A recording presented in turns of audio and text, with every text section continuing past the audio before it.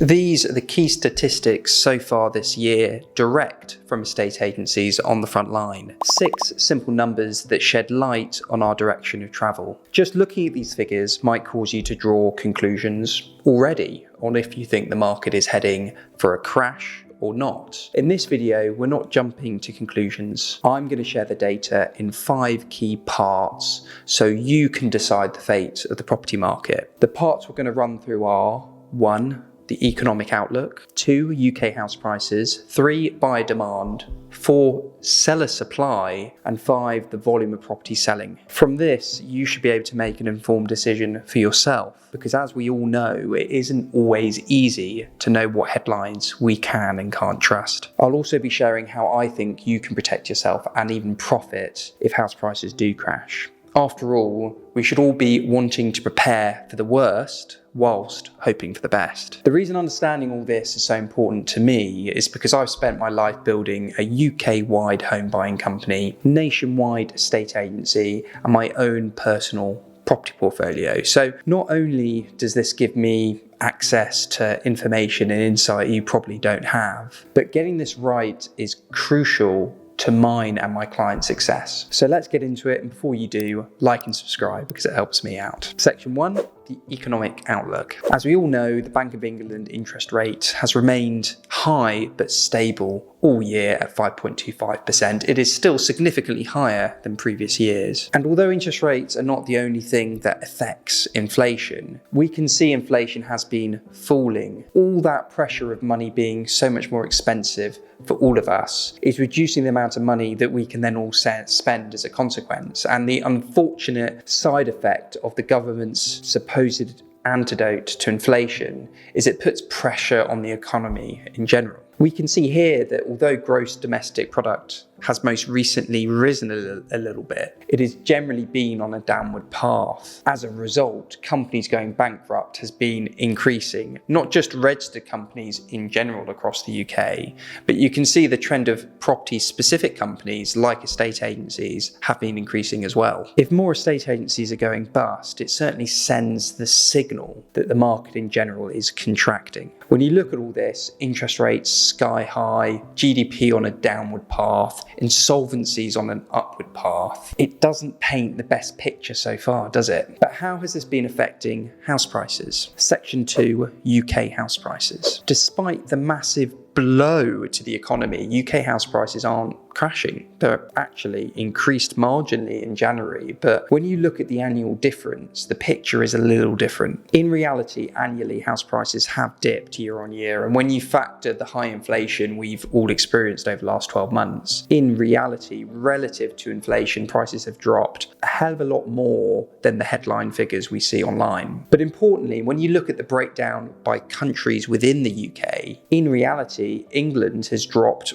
over 2.5 times more than the UK average, purely because Northern Ireland and Scotland have actually seen reasonable growth in house prices over the last 12 months. We can look at house prices, historic house prices, all we want. There is a lag because house purchases completing today are as a result of people choosing to buy those houses 2, 3, 4 months ago. How is buyer interest with estate agents right now? Because it is buyers buying now that would dictate what house prices will do in months into the future. Section 3, buyer demand. We can see estate agents are registering far more buyers per branch than the back end of last year, but still a marked decrease when you compare against last year and the year before. In fact, you can see there has been a general downward trend in the number of buyers in the market. Now, that's not to say these numbers won't start to increase in future months, but in reality, even when we track this through to the number of viewings on average per property, you can see there is a continued downward trend here. There isn't more and more competition on property. Quite the opposite. There are fewer buyers chasing property on the market, which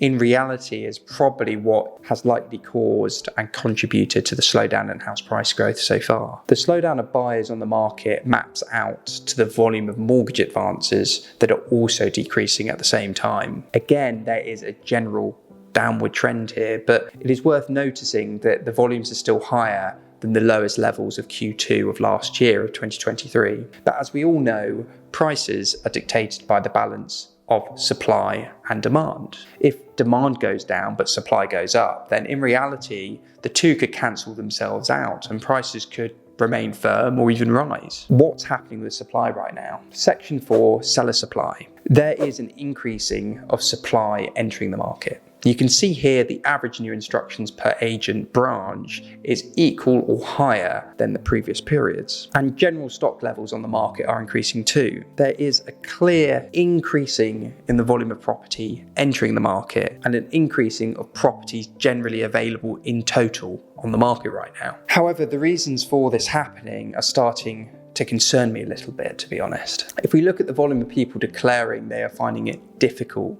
to pay their rent or mortgage, we can clearly see there is an upward trend in the number of people sadly struggling to keep up. And when we then look at the number of properties that are actually behind on their mortgage, again, we can see this figure is rising up and up and up. So here's the pinch point so far, in my opinion. We've got 1, a fragile economy struggling to grow, 2, house prices either slightly dropping or slightly increasing, but definitely dropping relative to inflation, 3, less buyers in the market to buy property, 4, more property coming to the market. But my concern is more property coming to the market that potentially need to sell rather than properties coming to the market where the sellers want to sell. What do you think that will do to house prices? Comment below. Let's see what's actually selling right now. Section 5, volume of properties selling. Luckily, despite there being less buyers house hunting, there being less competition, the average number of sales agreed per estate agency branch appears to be roughly in line with last year. The trend, that blue dotted line, is staying quite flat at the moment. But the true cost of the growing number of properties entering the market and a slight shrinking or flatlining of buyers in the market is that the percentage of properties selling below the asking price is on the rise and has been all through last year. Only about 15% of properties are selling at asking price at the moment, which I think a lot of people don't realise. But look, you can prepare for the worst whilst hoping for the best. Section 6, how to survive. In reality, it's a buyer's market right now. I think we all know that. Number 1, if you don't need to sell, wait for the market to improve. 2, if you do need to sell, make up for the lower sell price you're probably going to get by making it up through these next tips. 3, if you're buying, make sure to buy below market value. If you don't know how to do this, my businesses source hundreds of properties below market value for investors every month. Check out the description below or check out my other videos. I teach you how to do it for free. 4, if possible, buy property you can also add value to. So think modernising, adding square footage to the property. And 5, be careful with debt. Assume high interest rates are here to stay. If you're interested in property investing, I'll see you up here in my next video.